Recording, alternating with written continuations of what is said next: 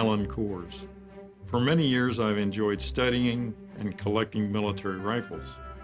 Their design, use, and place in history are fascinating to me. And here is a real treasure from the collection of the National Firearms Museum, a Mondragón semi-automatic 7mm rifle.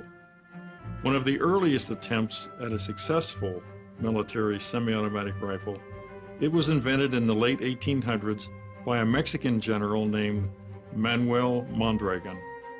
It was adopted by the Mexican Army in models of 1900, 1908, and 1915. It's a gas-operated semi-automatic rifle with a long-stroke piston. It's capable of being fired in single-shot mode and was very accurate. It was used as a sniper rifle. Full automatic versions were also introduced. The standard magazine is the 8-round magazine, but it was also manufactured with 20-round magazines and a 30-round helical magazine and a 100-round drum for some of the full auto versions. It was adopted by the militaries of at least a dozen different countries and was manufactured in Mexico, France, Japan, and Austria.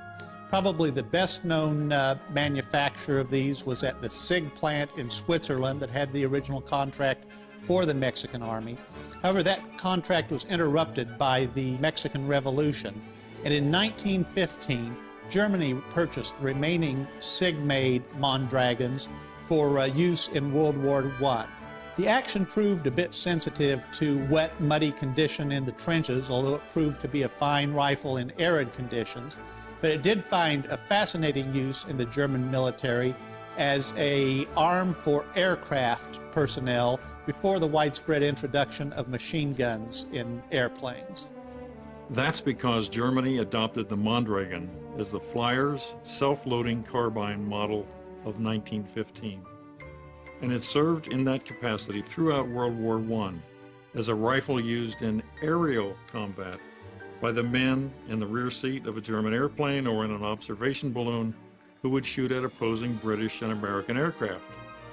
In fact, many of the rifles used in this capacity had a bracket screwed into the stock on the left side of the receiver.